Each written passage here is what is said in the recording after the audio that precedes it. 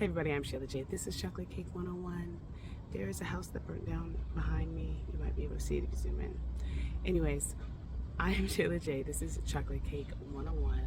I wanted to do an impromptu video because I go online and I don't know, maybe it's me and my algorithms in my situation right now, but I keep seeing information about the narcissist, videos about the narcissist, how to tell if someone's a narcissist, what to do if you're in a relationship with a narcissist, how to stop a narcissist in his tracks or her tracks, blah, blah, blah, blah. And so I want to do a video talking about the narcissist relationship because I'm so sick and tired of the narcissist getting the blame for everything. I'm not saying that they shouldn't. I'm not a fan of the narcissist myself. However, I am a big fan of holding yourself accountable for the things that happen in your life. And if you're getting a whole bunch of narcissists, then it's not them, it's you. And don't get it twisted, it is them. But in your reality, it is you. So this is a video I'm going to talk about the narcissist empath relationship, and I want to talk about what to do if you find yourself in one of those situations. This is, like I said, this is so impromptu. I'm just putting this together, so let's just see how it goes. So first of all, the narcissist, I think everyone knows what a narcissist is. Someone who takes all the energy, someone who takes all the focus. And a lot of times, not even a lot of times, because it's okay to take the focus, but when you do it in a way that's ill-dignified, where you are shitting on other people or taking away from other people, or it becomes obsessive and rude and egotistical, that is where you get into the narcissist dynamic. And the opposite of a narcissist is an empath. And most of the time, it doesn't matter what relationship you have with people. You might have a normal relationship with one person, but to another person, that person's a narcissist. And that's because we get out of everyone the energy that we think we're getting out of them, and the energy that's going to be, I don't want to say opposite, but if you think of like a yin and yang, see, this should have it. If you think about a yin and yang and the wholeness, whatever I'm lacking or whatever I'm not doing, someone in I don't want to say in tandem, I'm gonna have to edit this part. Whatever energy I'm giving off and whatever energy I'm most focused on, same thing, right? I'm gonna get someone that is in alignment with what I'm most focused on. So if you have a lot of insecurities within yourself, even if they're not showing on the outside, if you have a lot of insecurities within yourself, you're gonna have people come along your path that are going to highlight your insecurities. So in the relationship of narcissist and an empath, I already explained what a narcissist is. An empath is someone who gives off their energy to a point where it is an imbalance. So I don't even know her name. There was this chick on Instagram, she was basically explaining it, and I really liked the way that she explained it. She talked about the yin and yang, and she talked about how a narcissist is someone who, they take too much energy. Like, kind of like, I don't know if you guys are familiar with a light worker and a dark worker when it comes to spirituality. A light worker is someone who wants to help everyone and for the greater good, and they're going to do all this wonderful things for everyone, and they're so selfless and they're just so giving and wonderful, right? And then a dark worker is someone who, fuck the free world, they only want to worry about themselves. They only focus on themselves. They only do things for themselves. If it helps somebody else, it does, but I wasn't doing it for you. I was doing it for myself.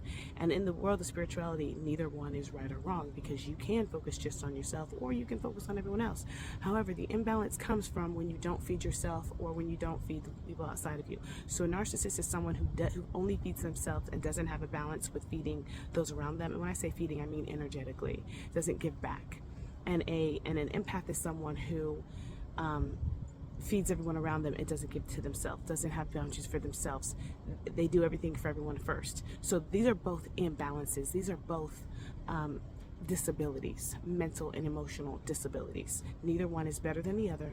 The empath takes the victim mentality, so the narcissist gets the blame for a lot of things. However, the empath is just as much the bad guy as the narcissist is.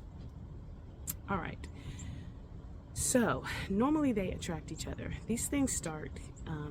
I mean, they can start as early as childhood. And I think I've talked about this. I've said these things so many times that sometimes I'm not sure if I've said them in a video, if I was talking to somebody, but whatever. And it is early morning and it is cold out here. So if you see something that you think is whatever, it is whatever. It is what it is. Guess what? I got a video out today. Hey. Anyways, so when it comes to an empath, that's someone who probably spent their childhood having to cater to other people. Maybe they could have been the oldest, or they could have been the youngest, depending on the birth order, depending on what their childhood was like that they had to give. So maybe you had parents or siblings or teachers or whatever that were demanding, and their attitude of how they treated you depended on how they felt. So your world depended on how they felt. This could, a lot of times, could be a parent.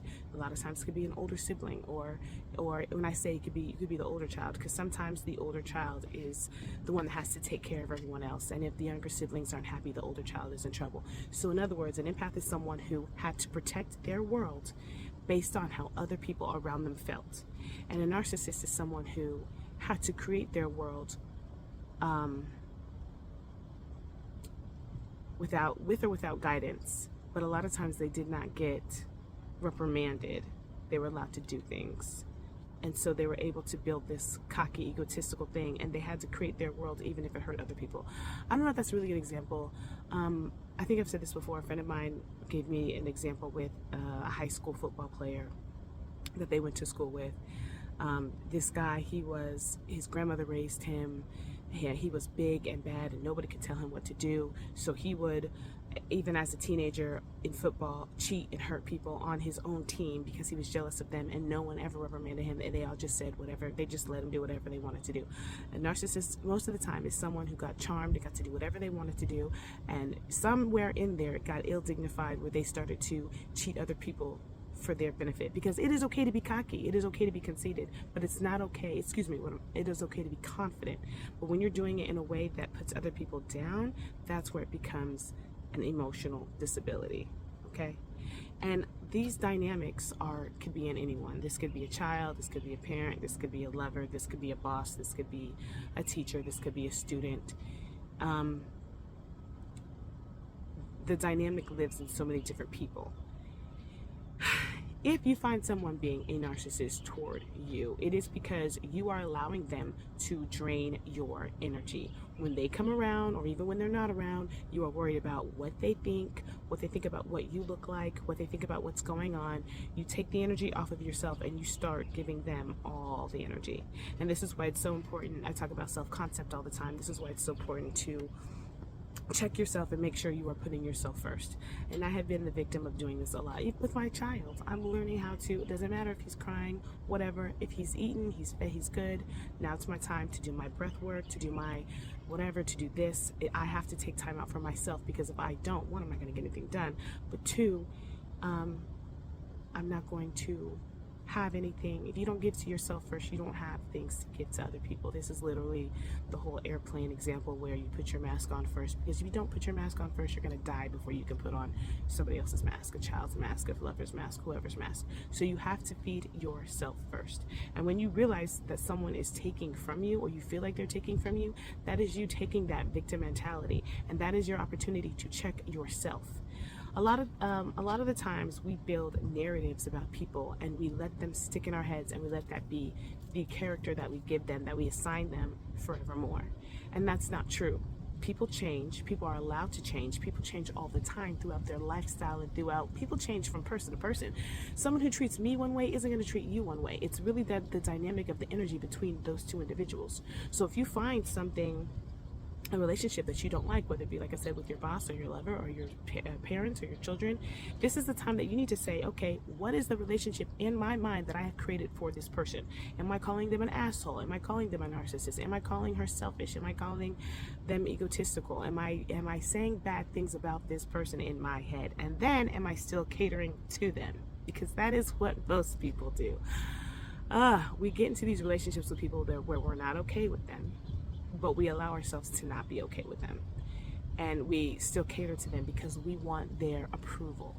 And someone who is a narcissist may or may not consciously do things to keep you wrapped around their finger, like love bombing is one thing, and I can do a whole list, so that's not what this is for, but I'm just giving some examples. So love bombing, or I do know people who they'll give you things, and then as they're giving things to you, they'll subtly insult you.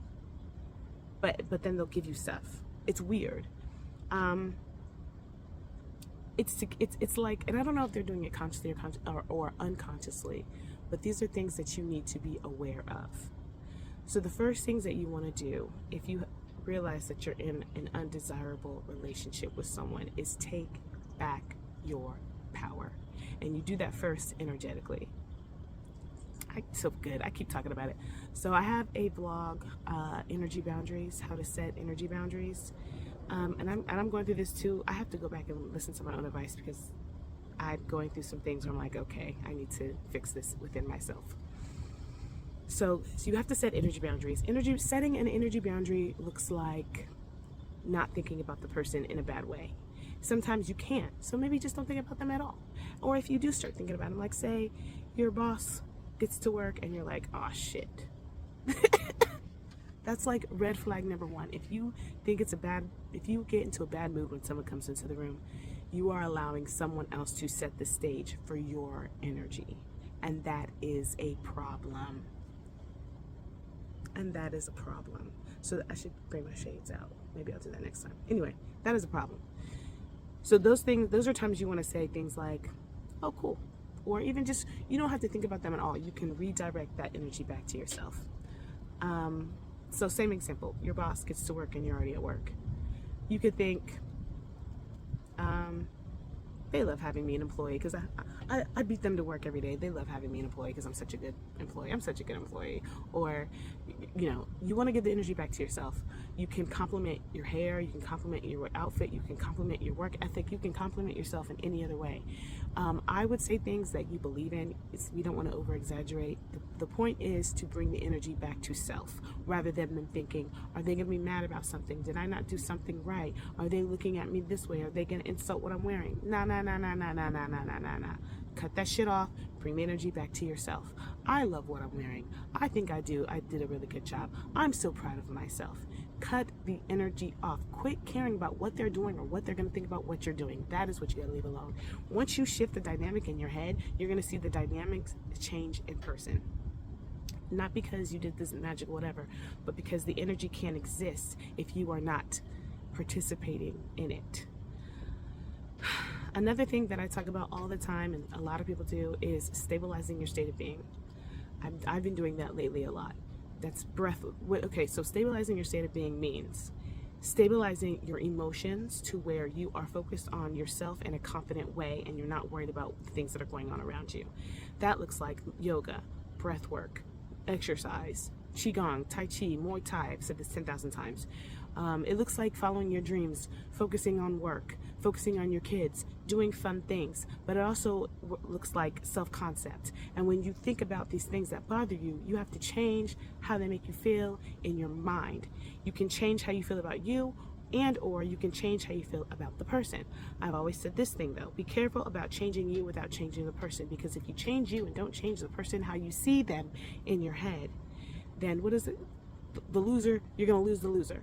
And that's great, but sometimes you don't want to lose the loser. You just want the loser not to be a loser. So you got to stop seeing them as a loser in your head. And so what I'm talking about is a lot of people, especially like in the manifestation community, they change their self-concept and all of a sudden they leave their lover or they quit their job.